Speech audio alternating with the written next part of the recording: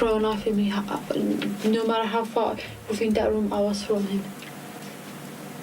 I tried to explain to him that, like, we're living in Britain, in the UK, and I was shocked because it's just a name.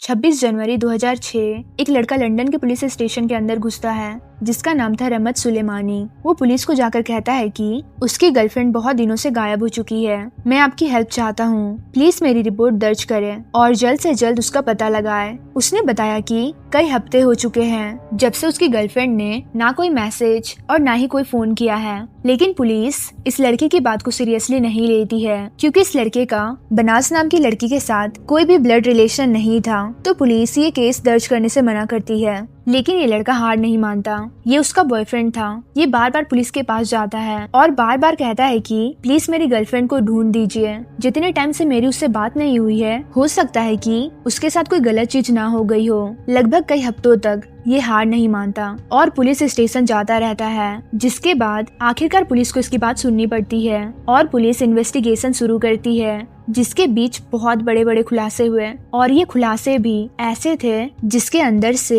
एक ऐसी सच्ची घटना सामने आई जो कि आपको हिला देने वाली है। दरअसल बनास नाम की इस लड़की का जन्म इराक में हुआ था और इसकी इराकी कुर्दिश फैमिली बहुत ही ज्यादा स्ट्रिक्ट थी और उनकी फैमिली के लिए लड़की तो सिर्फ घर की इज्जत का सिंबल होती है। 1995 में ये फैमिली यूके शिफ्ट हो जाती है, लेकिन इनकी सोच वही पुराने ख्याल और पुराने ही तौर तरीके, और इसी सोच के चलते 17 इयर्स की बनाज की शादी उसकी मर्जी के बिना एक 27 इयर्स के आदमी से कर दी जाती है जो ना ही इंग्लिश बोलता था और ना ही ज्यादा पढ़ा लिखा था। और अब सारा मामला यहीं से शुरू होता है जब वो लड़की की एक नहीं सुनते और 17 इयर्स की लड़की की शादी कर देते हैं, वो भी एक ऐसे इंसान के साथ जो उससे 10 साल बड़ा था, और उसके साथ जिंदगी बिताना बनाज के लिए किसी कैद से कम नहीं था। और इस शादी से पहले बनाज सिर्फ 3 बार उस लड़के से मिली थी और ये शादी बनाज के लिए किसी जेल से कम नहीं थी, क्योंकि हर रोज उससे पीटा जाता, उसके साथ गंदे काम होते, और जब वो वहाँ से भागकर अपनी फैमिली के पास वापस आ जाती तो उसके फादर उसकी एक बात नहीं सुनते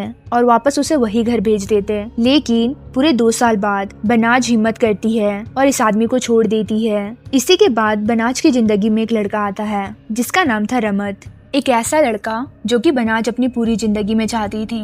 ये एक ऐसा इंसान था जिसके साथ बनाज अपनी बची हुई जिंदगी जीना चाहती थी। जिसके बाद इन दोनों का रिलेशनशिप शुरू हो जाता है। फिर ये दोनों छुप छुप कर मिलना शुरू कर देते हैं, फोन पर बातें होती है और धीरे धीरे प्यार इतना गहरा होता गया कि दोनों शादी की बात करने लगते हैं। पर बनाज ये चीज भूल चुकी थी कि उसकी फैमिली तो प्यार को गुनाह मानती है। अक्टूबर 2005 बनाज ने रियलाइज किया कि कई लोग उसका पीछा कर रहे हैं, बार बार उसे घूरे जा रहे हैं, और ध्यान से देखने पर उसे रियलाइज हुआ कि ये तो उसी के फैमिली के कुछ रिलेटिव है जो कि बार बार उनके घर भी आते रहते हैं। ये चीज होते ही 10 अक्टूबर को बनाज पुलिस स्टेशन जाती है और 2 घंटे की डिटेल्ड स्टेटमेंट देती है। उसी ने पुलिस को बताया कि कैसे बिना पूछे उसकी शादी एक ऐसे इंसान से की गई जिसने उसकी जिंदगी नर्क बना दी। अब जब उसने उसे छोड़ दिया तो उसके फैमिली मेंबर्स ही उसका पीछा कर रहे हैं। अगर पुलिस ने कोई एक्शन नहीं लिया तो उसकी जान चली जाएगी, वो भी उसी की फैमिली ये सब करेगी।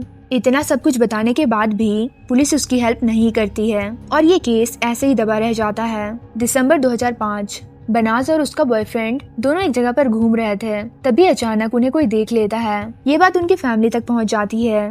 शाम को जब वो घर वापस लौटी तो उसके चाचा बोल रहे थे कि घर की इज्जत के लिए बनाज को काम करना होगा। ये बात बनाज के कानों तक पहुंच जाती है और वो तुरंत घर से भाग के पुलिस स्टेशन जाती है और फिर से वही चीज बताती है कि मेरी फैमिली मुझे नहीं छोड़ेगी। इस बार उसने अपने सारे फैमिली मेंबर्स का नाम भी पुलिस को बता दिया था, लेकिन पुलिस ने फिर भी कुछ नहीं किया और अब बनाज को नहीं पता था कि और वो कितने दिनों तक जिंदा रहेगी। 22 जनवरी 2006 बनाज की फैमिली उसको अपने घर पे बुलाती है और उन्होंने ये कहा कि बेटा तुम घर आ जाओ, हम तुम्हारे डिवोर्स की बात करना चाहते हैं। लेकिन अपने घर जाने से पहले बनाज पुलिस को एक स्टेटमेंट देकर जाती है जिसमें उसने बताया कि उसे डर भी लग रहा है कि घर जाकर उसके साथ कुछ गलत ना हो जाए, लेकिन इसी के बाद ही माँ के बार बार कहने पर वो अपने घर वापस चली जाती है और उस दिन के बाद आज तक बनाज किसी को भी नहीं मिली। फिर उसका बॉयफ्रेंड रमत पुलिस के पास जाता है और इन्वेस्टिगेशन शुरू होती है। अब रमत के कहने पर पुलिस जल्द ही उसकी सारी फैमिली को अरेस्ट कर लेती है। अरेस्ट करने के बाद जैसे ही उन्हें जेल भेजा गया तो उनकी बातें रिकॉर्ड करनी शुरू की गई, जिसके अंदर पुलिस को बहुत बड़े बड़े एविडेंस पता चले। सारी फैमिली अब जेल में थी। उसके माँ बाप, कजन, चाचा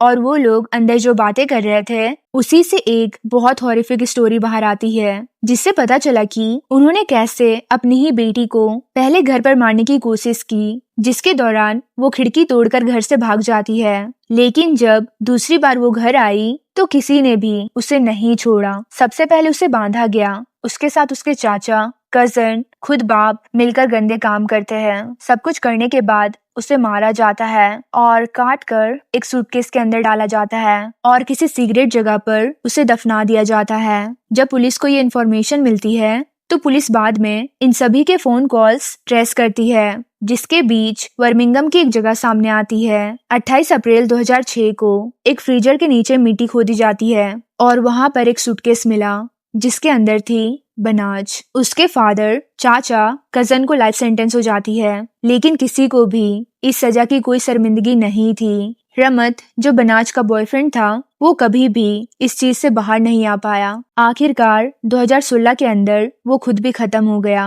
और अगर पहली बार में ही पुलिस ने बनाज की बात सुन ली होती तो आज बनाज जिंदा होती। पुलिस की गलती के कारण 2 मासूम की जान चली गई। Thank you for watching. Be safe.